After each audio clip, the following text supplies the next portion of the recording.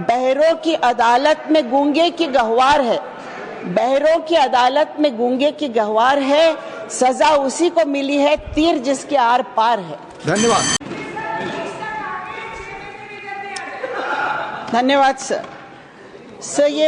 ये बिल दावा कर रहा है कि वक्फ संपत्तियों के व्यवस्थापन को रिफॉर्म, एम्पावर और डेवलप कर रहा है।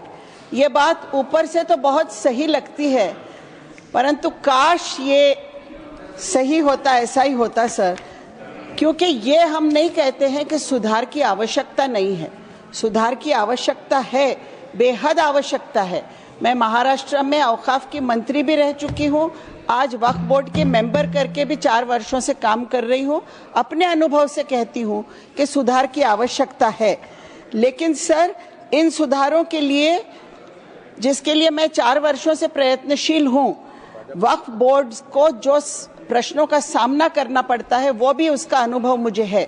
और सबसे बड़े प्रश्न जो 3 है वक्फ बोर्ड्स के सामने, उसमें एक है एनक्रोचमेंट, दूसरा है भ्रष्टाचार और तीसरा है गैर कानूनी कब्जे।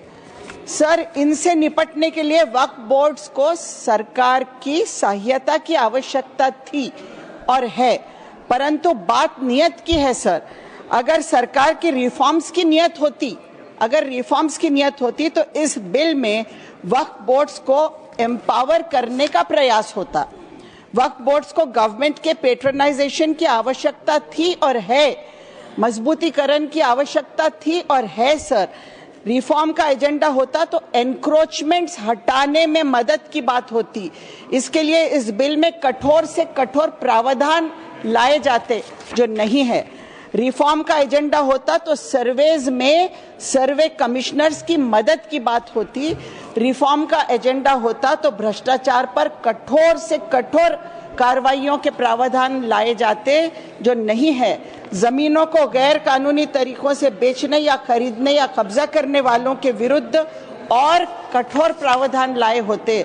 यहाँ तो पहले जिसको एक सीरियस क्राइम माना जाता था, उसे भी नॉन कॉग्निजेबल और बेलेबल बनाकर के प्रावधान लाए हैं आप। सर मुतवल्लियों से जो वक्फ बोर्ड्स को शेयर मिलता है, जिससे कब्रस्तानों के, मस्जिदों के काम होते हैं, वो शेयर को भी आपने कम कर दिया है, 7% से 5% पे ला लिया है, क्योंकि वक्फ बोर्ड की और तो कोई इनकम नहीं होती है जिसकी आप बात कर रहे हैं। वो इनकम तो कमर्शियल एक्टिविटी से ही होगी। वक्फ बोर्ड तो मस्जिद चलाते हैं, कब्रस्तान चलाते हैं, आशुर खाने चलाते हैं, दरगाह चलाते हैं, वहाँ से इनकम कहाँ से होगी?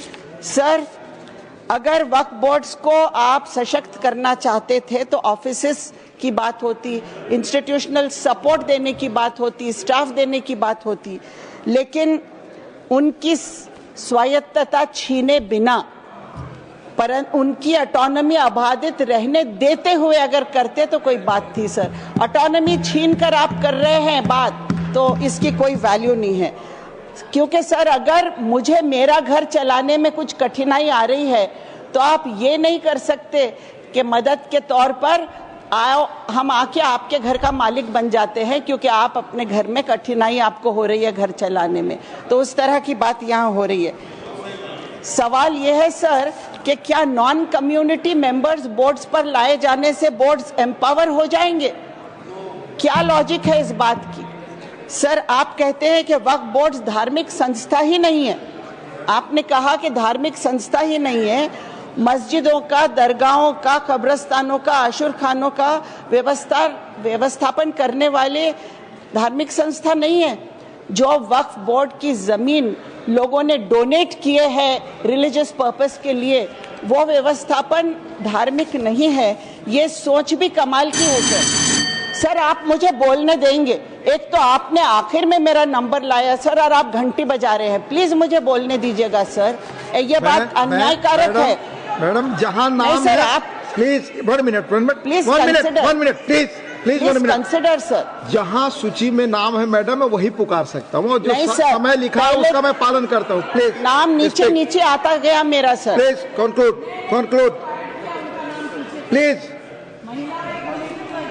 मैडम प्लीज सीट पर बैठकर न बोले, जहां पर नाम सूची में वही मैं बुला रहा हूँ। प्लीज सर, आप कंक्लूड करें, मुझे बोलने दीजिए सर, प्लीज। हाँ, बोले, कंक्लूड करिए। वक्फ जमीनों का सबसे बड़ा एनक्रोचर कौन है, ये मैं पूछती हूँ।